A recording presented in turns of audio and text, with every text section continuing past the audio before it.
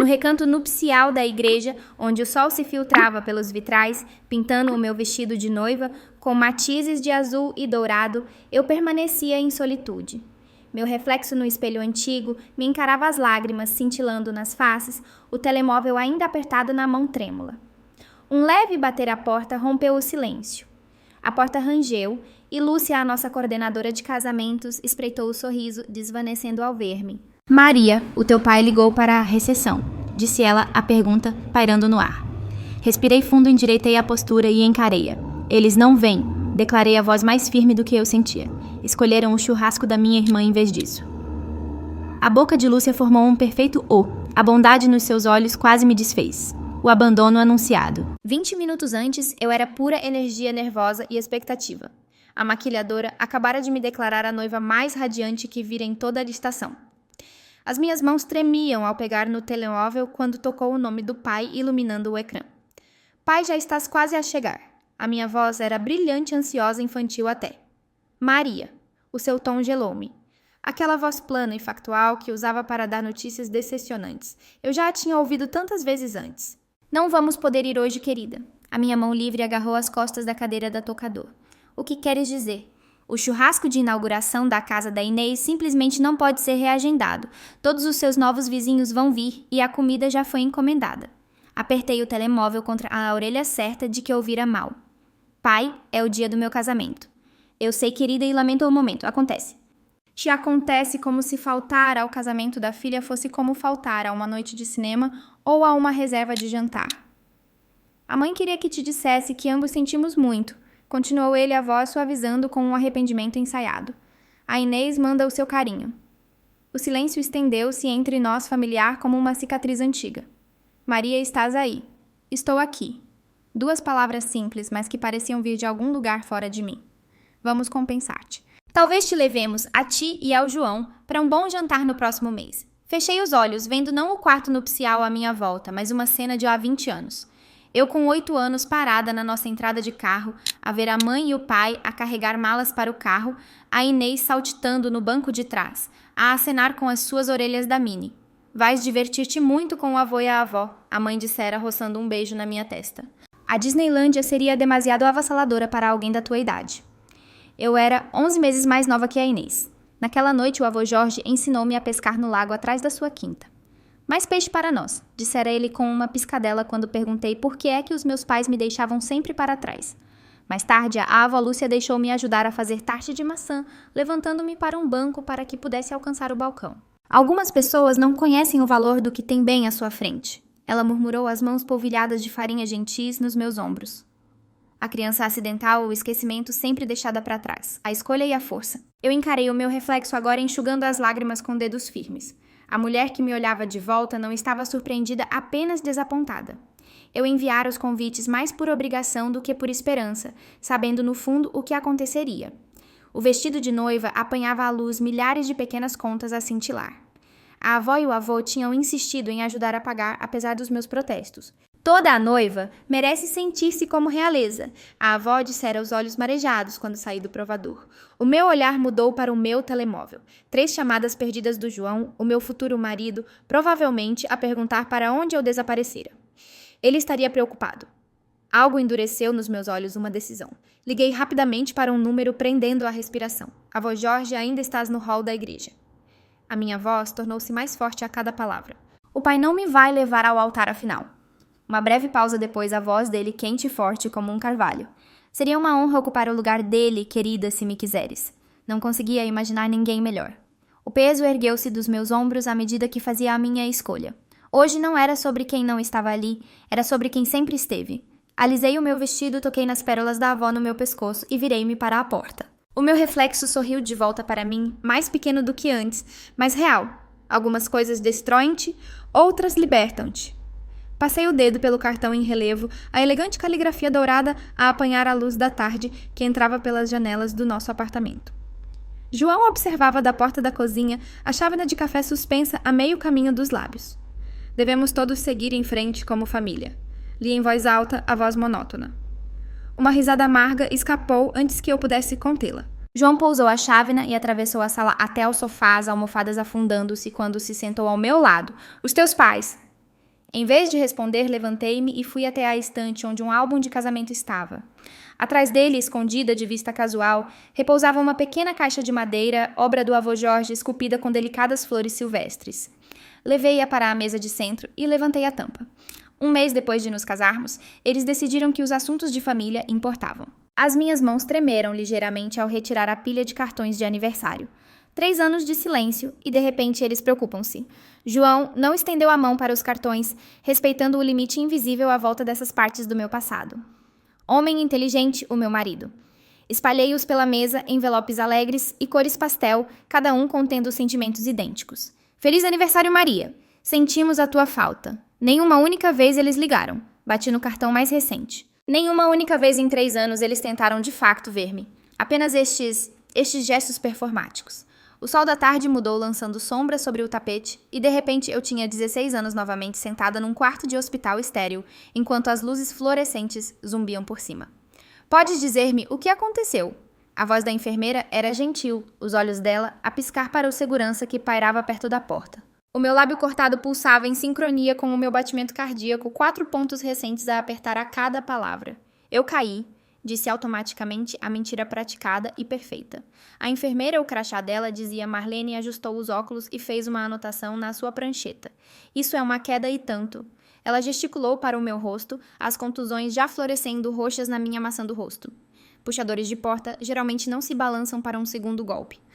Os meus dedos apertaram o lençol de papel que cobria a mesa de exame. Lá fora, vozes aumentaram no corredor. Os meus pais a chegarem, mas foi o que a enfermeira disse a seguir que mudou tudo. A tua irmã parece muito perturbada. Um peso frio instalou-se no meu estômago. A Inês está aqui. A enfermeira assentiu. Na sala de espera com um jovem. Ela está bastante angustiada. Porque ela tinha sido apanhada. Porque o Tomás tinha me convidado para estudar com ele em vez dela. Porque eu não tinha recusado imediatamente. A porta da sala de exame abriu-se de repente, a minha mãe a entrar apressadamente com a maquilhagem desfeita pelas lágrimas. Atrás dela, o pai estava rígido na porta, o rosto sombrio. Ninguém olhou para mim. Onde está essa Inês agora? A mãe exigiu da enfermeira. Ela é frágil, ela precisa de nós. A expressão da enfermeira mudou minimamente. A tua filha tem uma concussão, um lábio cortado que requer pontos e contusões faciais graves. Mãe, a Maria compreende a irmã. O pai disse finalmente, olhando para mim os olhos dele, a transmitir uma mensagem clara. Não digas nada. Arruma isto. Mas pela primeira vez eu não assenti, nem concordei. Algo na compaixão tranquila da enfermeira abriu uma porta dentro de mim. A Inês bateu-me, disse a voz pequena, mas firme, quando lhe disse que o Tomás me convidara para estudar com ele. O silêncio estendeu-se elástico e perigoso. A mãe recuperou primeiro. Maria, tu sabes que a tua irmã não lida bem com a decepção. Por que é que a ias perturbar assim? A memória dissolveu-se quando a mão do João cobriu a minha quente e sólida, ancorando-me no presente. Uma assistente social veio à casa no dia seguinte. Disse-lhe, embora ele já tivesse ouvido partes da história antes. O hospital apresentou um relatório. Levantei-me e fui até a janela, observando um jovem casal, a passear um cachorro Golden Retriever pela rua. Tão normal, tão estranho. Os meus pais ficaram furiosos. Continuei. Não com a Inês por me ter posto no hospital, mas comigo por não ter mentido melhor. Um músculo na minha mandíbula apertou. A minha mãe ficou na nossa sala de estar, enquanto a assistente social me entrevistava e disse... As palavras ainda me doem. Engoli em seco. Ela disse, se não consegues proteger a tua irmã, não és uma de nós. João fez um som algo entre um xingamento e dor. Naquela noite eu empacotei tudo o que importava em 2 malas. O avô Jorge veio buscar-me. A memória suaviza as bordas da minha voz. O meu pai tentou impedi-lo, começou a falar sobre lealdade familiar e manter os problemas privados. Virei-me da janela encontrando os olhos do João. O avô olhou-o diretamente nos olhos e disse, aquela rapariga precisa de segurança mais do que tu da tua dignidade. E então ele levou-me para casa. A casa deles onde eu pertencia. A luz da tarde mudou novamente, pintando tudo de dourado na minha mente. Vejo a avó Lúcia a arranjar flores frescas no quarto que tinham preparado os meus livros favoritos, já nas prateleiras, acolchoados espessos na cama, um trinco na porta que eu podia controlar. Eles fizeram-me um santuário, disse baixinho. Os meus dedos deslizaram para a cicatriz perto da minha sobrancelha, quase invisível agora. Na formatura, eu continuei a procurar na plateia. Estúpido certo. 3 filas atrás, os meus avós sentavam-se com essas buzinas de ar ridículas que o avô tinha contrabandeado. Quando anunciaram a minha bolsa de estudo, eles levantaram-se e aplaudiram como se eu tivesse ganho o prêmio Nobel. Parei a garganta apertada. Os meus pais apareceram na última hora. Só tinham vindo para a atuação do coro da Inês. João levantou-se e veio até mim, os braços a envolverem a minha cintura por trás, o queixo a repousar no meu ombro. Perda deles, ele sussurrou perto da minha orelha. Recostei-me na sua força, observando o jovem casal com o seu cachorrinho desaparecer ao virar da esquina. Às vezes a família que deveria amar-te, mas ama-te menos. Disse suavemente, virando o novo cartão dos meus pais nas mãos. Aprendi essa lição cedo. João pegou no cartão gentilmente, atirando-o para o caixote do lixo ao lado da secretária. O seu gesto fazia uma pergunta. Eu assenti, exalando lentamente. O teste mais doloroso ainda está para vir, no entanto. O que queres dizer? O que acontece quando a família que te abandonou de repente quer voltar? O que acontece quando eles só te querem quando lhes convém? O silêncio estendeu-se entre nós, preenchido com todas as respostas que ambos já conhecíamos. Recomeços e conexões verdadeiras. Eu estava no meu novo quarto de residência, as paredes vazias, a olharem para mim como páginas em branco à espera de serem preenchidas. 300 milhas da minha cidade natal pareciam respirar um ar diferente e mais limpo, mais leve e livre da sombra de ser a irmã esquecida da Inês. A minha colega de quarto, Sofia, irrompeu pela porta, os braços carregados de almofadas e molduras. Desculpa o atraso, a mãe não parava de chorar. Ela despejou tudo na sua cama e examinou a minha metade do quarto. O olhar dela deteve-se na minha secretária vazia e na única fotografia da avó Lúcia e do avô Jorge. Nenhuma foto de família. Ela perguntou, depois encolheu-se com a sua própria pergunta. Alisei o canto da minha colcha. Na verdade, essa é a minha família. Os olhos da Sofia arregalaram-se com compreensão, não pena. Bem, eles parecem adorar-te. Adoram. Eu sorri. Eles são quem me ensinou o que a família realmente significa. O teto da biblioteca erguia-se 5 metros acima da secção de referência, e eu estava em bicos dos pés, os dedos, a roçar a lombada de princípios de biologia da conservação. Os meus músculos esticaram-se além do conforto, mas o livro permaneceu irritantemente fora de alcance. Precisa de uma mão. A voz, atrás de mim, ressoou baixa e quente. Virei-me para encontrar um rapaz alto com óculos e cabelo escuro e despenteado a observar-me com divertimento. A menos que esteja secretamente a gostar de me ver sofrer, respondi. Ele riu e esticou o braço facilmente, apanhando o livro da prateleira. João Santos, ele disse entregando-o, e eu nunca gosto de ver ninguém sofrer. Os dedos dele roçaram os meus. Algo elétrico passou entre nós. Maria Costa. Apertei o livro contra o meu peito. Obrigada pelo resgate. Quando quiseres. Ele gesticulou para o livro de bolso gasto debaixo do braço. Fã de Bradbury. As minhas sobrancelhas levantaram-se em surpresa. Fahrenheit 451 é o meu favorito. O meu também, ele disse, os olhos enrugados. Pessoas de livros têm de se manter unidas num mundo de ecrãs. Conversamos até a biblioteca fechar as nossas vozes, diminuindo para sussurros à medida que outros estudantes se afastavam. João ouviu realmente. Ouviu quando finalmente revelei fragmentos da minha infância. Sem interrupções, sem clichês, sem desviar-se desconfortavelmente de verdades incômodas. Quando terminei, ele simplesmente disse: a perda é deles, Maria Costa, completamente deles. O valor da presença e o dom da gratidão. A casa da família Santos irradiava calor quando entrei para o dia de ação de graças. O vapor subia das panelas no fogão enquanto o futebol tocava ao fundo. Tão comum, tão desconhecido. Maria. A mãe do João apressou-se farinha a cobrir o seu avental. Estávamos a contar os dias. João apertou a minha mão antes que os seus irmãos o puxassem para um debate sobre o jogo. Segui a mãe dele para a cozinha, onde ela me entregou um avental. O João disse que estás interessada em cozinhar, ela disse.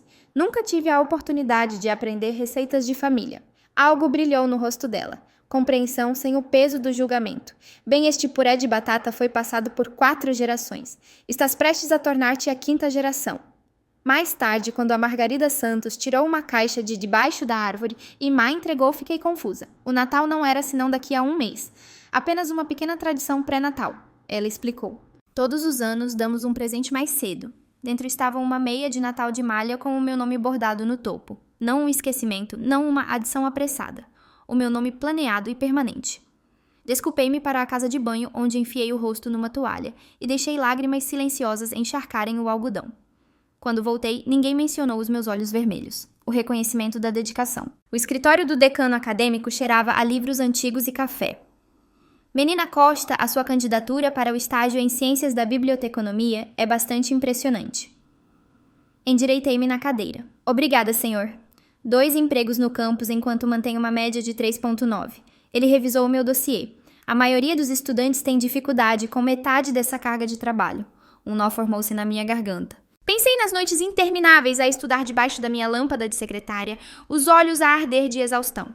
Estou habituada a fazer as coisas funcionarem. Bem, a senhora Rita pediu especificamente por si para o cargo de coleções especiais, ele disse. A senhora tem, e cito, extraordinária atenção aos detalhes e reverência por textos históricos. Orgulho floresceu no meu peito quente e desconhecido. Este elogio pertencia inteiramente a mim, sem comparação, não um esquecimento, mas reconhecimento pelo meu próprio mérito. Quando pode começar? Ele perguntou. Ontem, disse, e ele riu, o pedido no lago. A quinta do avô Jorge estendia-se diante de nós as folhas de outono a estalarem sob os nossos pés. A mão do João escorregou para a minha, enquanto caminhávamos pelo caminho familiar até ao lago. Estás calado hoje, disse eu, apenas a pensar. O polegar dele roçou os meus nós dos dedos. O teu avô apanhou-me a olhar para iscas de pesca durante 20 minutos esta manhã. Eu ri. Ele provavelmente pensou que estavas a contemplar a psicologia dos peixes. Não, ele sabia exatamente o que eu estava a fazer. João parou à beira do lago, onde anos atrás o avô me ensinara a pescar depois de os meus pais terem partido para a Disneylândia. Ele deu-me algo. João ajoelhou-se tirando uma pequena caixa de veludo do bolso. Lá dentro brilhava um anel delicado com uma pedra central rodeada por pequenos diamantes. O anel da avó Lúcia, sussurrei. Eles amam-te muito, Maria. A voz dele tremeu quase tanto quanto a minha. Queres casar comigo? Com a visão turva assenti. Sim. Atrás de nós um galho estalou. O avô e a avó estavam na linha das árvores, o rosto dela molhado de lágrimas, o peito dele inchado de orgulho. Eles planearam este momento essas pessoas que nunca me deixaram para trás. O encontro no café. A notificação tocou enquanto o João e eu escolhíamos locais de casamento online. Olhei para o meu telemóvel, depois gelei. Ana Costa enviou-te uma mensagem. 5 anos de silêncio, e agora a minha mãe estendia a mão 12 horas depois de eu ter publicado as nossas fotos de noivado. O que foi? João perguntou, preocupação a gravar-lhe a testa.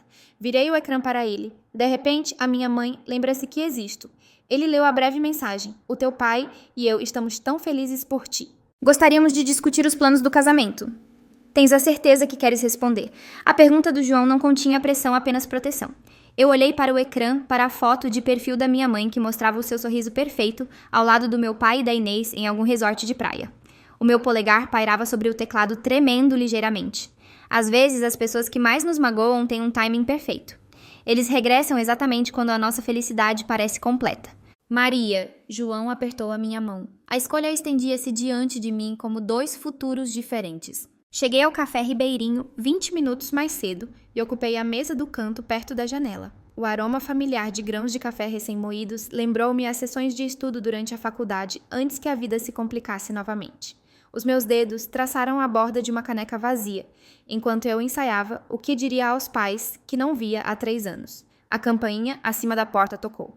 A minha espinha enrijeceu antes mesmo de eu olhar. Eles estavam à porta examinando a sala. A mãe agarrava a sua mala com os nós dos dedos brancos. A mão do pai repousava nas suas costas, guiando-a para a frente. Quando ele me viu 3 anos, não os tinham mudado muito. O cabelo da mãe ainda perfeitamente pintado, a postura do pai militarmente reta. Levantei-me enquanto eles se aproximavam. Os braços da mãe abriram-se para um abraço que parecia abraçar um manequim rígido perfunctório. O pai estendeu a mão para um aperto de mão formal, como se estivéssemos a concluir uma reunião de negócios, em vez de iniciar uma reunião de família. Estás bem, Maria? Os olhos da mãe percorreram o café. Este é um lugar encantador. Como estão os planos para o casamento? O pai perguntou antes que eu pudesse responder à mãe.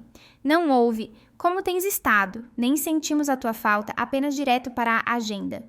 Está a correr bem. Eu bebi a minha água. João e eu já temos a maioria dos detalhes resolvidos. Isso é maravilhoso, a mãe disse. E como está o teu trabalho na biblioteca? Arquivos da universidade. Sou a bibliotecária de pesquisa agora. O pai assentiu claramente desinteressado. Devemos discutir a cerimônia. Já reservaste a igreja. O barista entregou os cafés preto para o pai latte, de baunilha para a mãe. As mesmas encomendas há 20 anos.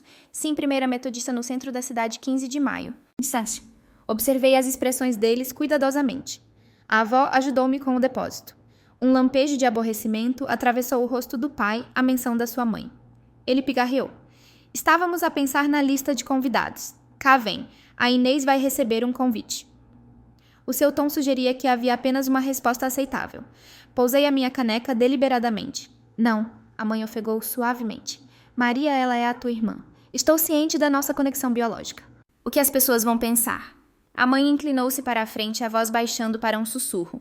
Todos perguntarão, você tem uma irmã. Eles farão perguntas. A verdadeira preocupação emergiu, não os meus sentimentos, não a minha segurança, nem mesmo os sentimentos da Inês, apenas as aparências. Não estou preocupada com o que as pessoas pensam. Estou preocupada em ter um dia de casamento tranquilo. A mandíbula do pai apertou. Famílias perdoam Maria. Perdão não exige exposição a mais danos. Os olhos da mãe encheram-se de lágrimas, a performance que eu vira desde a infância. Estamos finalmente a ser uma família novamente, depois de todo este tempo separados. Ela estendeu a mão pela mesa para a minha mão. Não queres isso? As minhas mãos tremiam debaixo da mesa, mas mantive a voz firme. O que eu quero é uma conexão genuína, não aceitação condicional. Isso não é justo.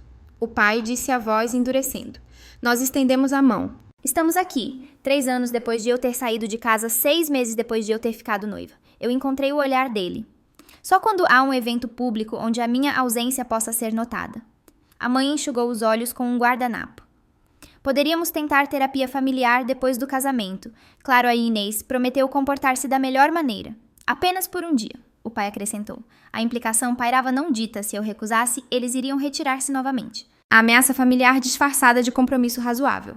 Eu ainda te levarei ao altar. O pai ofereceu como se estivesse a conceder um grande presente. É isso que os pais fazem. Respirei fundo as mãos ainda escondidas debaixo da mesa onde eles não podiam vê-las tremer. Prefiro ter paz do que harmonia falsa. Os rostos deles transformaram-se. As lágrimas da mãe desapareceram, a mandíbula do pai apertou.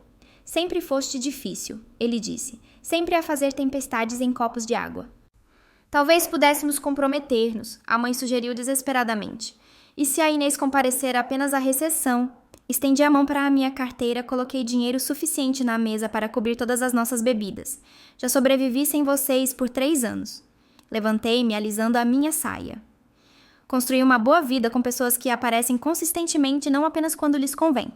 Os seus rostos atordoados disseram-me que esperavam o mesmo padrão, as suas exigências, a minha conformidade. O poder tinha mudado. Espero que reconsideres. O pai chamou enquanto eu me afastava. Eu não me virei. Os meus passos eram medidos às minhas costas direitas. Pela primeira vez na presença deles, não senti raiva nem medo, apenas uma certeza tranquila de que tinha feito a escolha certa. Algumas pessoas nunca valorizarão o que têm até que desapareça, e às vezes o que desapareceu não deveria voltar. O momento da decisão final. Eu estava sozinha no recanto nupcial da igreja, a luz do sol a escoar pelos vitrais pintando o meu vestido de noiva com tons de azul e dourado. O meu reflexo no espelho antigo olhava para mim, os rastros de lágrimas a cintilar nas minhas faces, o telemóvel ainda apertado na minha mão trêmula. Um suave bater à porta rompeu o silêncio. A porta rangeu e Lúcia, a nossa coordenadora de casamentos, espreitou. O seu sorriso desvaneceu quando ela viu o meu rosto. Maria, o teu pai ligou para a recepção. A pergunta pairou no ar. Respirei fundo, endireitei a coluna e encarei o seu olhar. Eles não vêm, disse a minha voz, mais firme do que eu sentia. Eles escolheram o churrasco da minha irmã em vez disso. Por 3 semanas, a pressão tinha estado a aumentar. A mãe ligava diariamente, a sua voz oscilando entre uma doçura açucarada e um martírio magoado. Absolutamente certa sobre essa decisão, Maria, a família é para sempre. Casamentos são para unir as pessoas, não para as separar. Eu parava o que quer que estivesse a fazer, a endereçar convites, a confirmar flores, a finalizar votos, e ouvia variações da mesma conversa. O meu silêncio do outro lado apenas alimentava a sua determinação. O teu pai mal dorme, é isso que queres saber. Estás a causar-lhe tanto sofrimento. Depois veio a mensagem da Inês, ontem apanhando-me completamente desprevenida. Não sou eu quem nos mantém separados, nunca fui. Eles fizeram as suas próprias escolhas sobre ti sempre. Os meus dedos pairaram sobre o meu telemóvel incerta de como responder a este primeiro reconhecimento da disfunção da nossa família. Antes que eu pudesse decidir, o pai ligou com o seu ultimato. O churrasco de inauguração da casa da Inês é no mesmo dia do teu casamento. A sua voz carregava aquela nota familiar de finalidade. Não podemos estar em 2 lugares ao mesmo tempo, Maria. Ela marcou sabendo a data do meu casamento. As palavras tinham um sabor amargo na minha língua. Ela planeia isto há semanas, todos os seus novos vizinhos vão vir e a comida já foi encomendada. Pai, eu enviei o Save the Dates há 6 meses. O seu suspiro viajou pela linha telefônica, pesado, com um arrependimento fabricado. Esta é a consequência da tua escolha de não incluir a tua irmã. Ações têm consequências, Maria. A verdade abateu-se sobre mim como água fria. Eles nunca tiveram a intenção de vir a menos que a Inês fosse convidada. Este conflito de última hora era a sua estratégia de saída, a sua maneira de me fazer a vilã, enquanto preservavam a sua imagem como potenciais participantes frustrados pelas circunstâncias. 20 minutos antes, eu era pura energia nervosa e expectativa. A maquilhadora acabara de me declarar a noiva mais radiante que vira em toda a estação. As minhas mãos tremiam ao pegar no telemóvel quando tocou o nome do pai iluminando o ecrã. Pai, já estás quase a chegar. A minha voz era brilhante, ansiosa, infantil até. Maria, o seu tom gelou-me. Aquela voz plana e factual que usava para dar notícias decepcionantes. Eu já tinha ouvido tantas vezes antes. Não vamos poder ir hoje, querida. A minha mão livre agarrou as costas da cadeira da toucadora. O que queres dizer? O churrasco de inauguração da casa da Inês simplesmente não pode ser reagendado. Todos os seus novos vizinhos vão vir e a comida já foi encomendada. Apertei o telemóvel contra a orelha certa de que ouvira mal. Pai, é o dia do meu casamento. Eu sei, querida, e lamento o momento. Acontece. Acontece como se faltar ao casamento da filha fosse como faltar a uma noite de cinema ou a uma reserva de jantar. A mãe queria que te dissesse que ambos sentimos muito. Continuou ele a voz, suavizando com um arrependimento ensaiado. A Inês manda o seu carinho. O silêncio estendeu-se entre nós familiar como uma cicatriz antiga. Maria, estás aí. Estou aqui. 2 palavras simples, mas que pareciam vir de algum lugar fora de mim. Vamos compensar-te. Talvez te levemos a ti e ao João para um bom jantar no próximo mês. Eu não discuti, não implorei, não chorei. Pela primeira vez, simplesmente desliguei sem dizer adeus. As minhas mãos pararam de tremer, enquanto eu percorria os meus contactos e pressionava o número do avô Jorge. Ele atendeu no primeiro toque. Abóbora, está tudo bem. O nó na minha garganta dissolveu-se ao som da sua voz. O pai não vem. A minha voz tornou-se mais forte a cada palavra. Tu levas-me ao altar em vez disso. Uma pausa não de hesitação, mas de uma emoção demasiado grande para palavras. Seria uma honra, a voz dele falhou. Mais do que sabes. Tenho esperado 68 anos para levar uma filha ao altar. Não conseguia imaginar ninguém melhor. Agora toquei nas pérolas da avó no meu pescoço e alisei o meu vestido, verificando o meu reflexo uma última vez. Outra batida soou mais gentil do que a primeira. Maria, o avô Jorge chamou através da porta. Quando estiveres pronta, estou aqui. Oh! Abri a porta para o encontrá-lo alto no seu fato azul marinho, a gravata perfeitamente reta, os olhos marejados quando me viu. Ele ofereceu o seu braço com uma pequena reverência cortês e digno. És a noiva mais linda que estes velhos olhos já viram. Ele disse a voz firme, apesar das lágrimas a acumularem-se nos cantos dos seus olhos. E a mulher mais forte que conheço. As portas da igreja abriram-se. Os convidados levantaram-se. João esperava no altar, o seu rosto transformando-se com amor quando ele me viu. A avó sentou-se na primeira fila, o lenço apertado na mão, a irradiar o tipo de orgulho que só aqueles que te amaram verdadeiramente podem mostrar. A família do João encheu os bancos do meu lado. A sua mãe insistiu, recusando-se a deixar cadeiras vazias contarem uma história de ausência. O braço do avô era sólido, debaixo da minha mão, enquanto dávamos o nosso primeiro passo juntos. A música inchou à nossa volta, mas foi o sussurro da sua voz que eu ouvi. Cabeça erguida agora, Maria. Não estás a caminhar em direção ao que perdeste, estás a caminhar em direção a tudo o que encontraste. Endireitei os ombros e igualei o seu passo, o meu sorriso a aumentar a cada passo em frente. O santuário do novo lar. Passei os dedos pela moldura prateada que continha a nossa foto de casamento. João e eu sorríamos um para o outro, os nossos rostos capturados naquele momento perfeito em que tudo o resto desapareceu. O avô Jorge estava atrás de nós, uma mão no meu ombro, o orgulho a irradiar dele como o calor de uma lareira de inverno. Esta vai aqui mesmo, disse colocando-a na cornija da nossa nova casa. João pousou uma caixa marcada cozinha e veio para o meu lado. Lugar perfeito. Ele envolveu o meu braço na minha cintura, puxando-me para perto dele. A luz do sol entrava pelas janelas, onde ainda não tínhamos pendurado cortinas apanhando as partículas de pó que dançavam à nossa volta. A sala cheirava a tinta fresca e a possibilidade. Caixas rotuladas com a minha caligrafia cuidadosa criavam um labirinto de papelão à nossa volta. Ainda não consigo acreditar que isto é nosso, sussurrei. João beijou a minha têmpora. Acredita, nós ganhamos isto. E no meu olhar desviou-se pela cornija para as outras molduras que tínhamos arranjado à minha formatura da faculdade com a avó Lúcia a enxugar as lágrimas. Uma foto desbotada de mim, com 8 anos a pescar com o avô. João a pedir-me em casamento no Lago da Quinta. Nenhuma única imagem continha os meus pais ou a Inês. Estás a pensar no dia de ação de graças? João perguntou lendo o meu silêncio. A tua mãe ligou ontem e perguntou se queríamos ser anfitriões este ano. Virei-me nos braços dele. Disse-lhe talvez para o ano. Primeiro feriado de casada, prefiro não ter de fazer malabarismos entre ser anfitriã e tudo mais. João assentiu, compreendendo tudo o que eu não dissera, o que te deixar confortável. A mãe está bem com isso. A paz que senti surpreendeu-me. Há 4 meses eu estava sozinha num recanto nupcial de igreja, despedaçada por mais um abandono. Agora estou na minha própria casa com um homem que nunca me fez sentir como um esquecimento. O pedido de desculpas inesperado. O e-mail chegou exatamente 1 mês após o nosso casamento. Olhei para o nome da Inês na minha caixa de entrada, o dedo pairando sobre o botão de eliminar. Não tens de ler, João disse do outro lado da nossa mesa de jantar. Eu sei, mas vou. A mensagem abriu com palavras que eu nunca tinha ouvido da minha irmã antes. Eu sinto muito de verdade. As minhas mãos tremeram enquanto eu lia sobre o ciúme dela, como ela deliberadamente criava conflitos quando eventos familiares me envolviam, como ela marcava coisas importantes em dias que sabia que eram importantes para mim. O churrasco não foi espontâneo. Ela planeou-o para o dia do meu casamento de propósito. Não espero perdão, só precisava que soubesses que nunca foi culpa tua. Foi minha, tudo. Fechei o laptop estranhamente entorpecida. O poder do perdão e a família escolhida. Como isso te faz sentir? A doutora Neves perguntou o seu consultório, um refúgio de tons azuis calmos e texturas suaves. Confusa, girei o meu anel de casamento. 30 anos a ser o bode expiatório da família e agora ela quer... O que é absolvição? O que achas que ela quer? Não sei. Reconciliação? Uma lousa limpa. A doutora Neves inclinou-se ligeiramente. O que tu queres, Maria?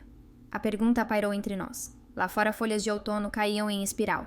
Eu quero parar de deixar que eles controlem como me sinto. Mesmo a ausência deles ocupa tanto espaço. Ela assentiu.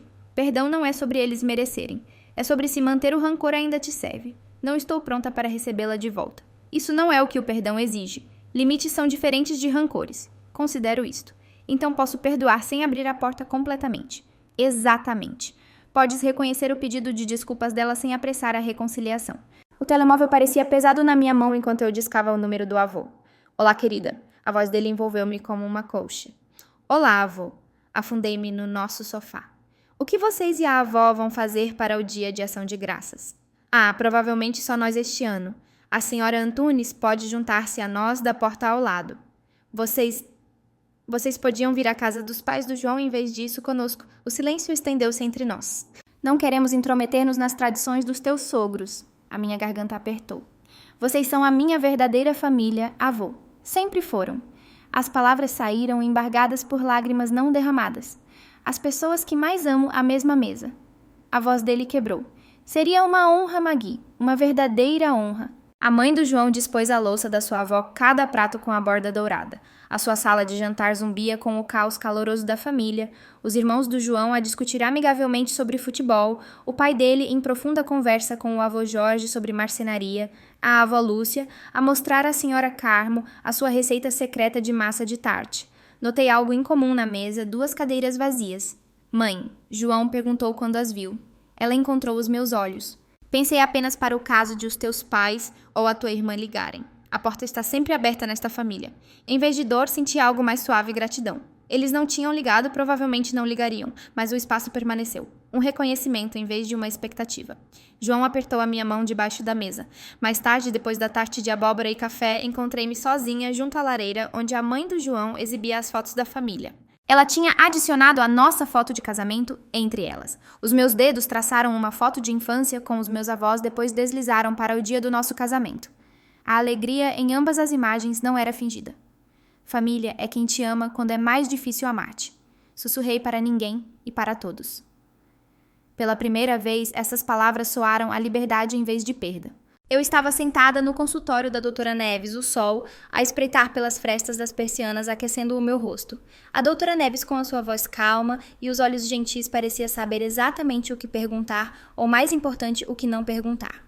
Depois de partilhar a mensagem da Inês e a minha confusão, ela tinha me guiado com uma delicadeza que eu nunca conhecera nos meus próprios pais. A reconciliação não precisa de ser instantânea, Maria, disse ela as suas palavras, um bálsamo para a minha alma agitada.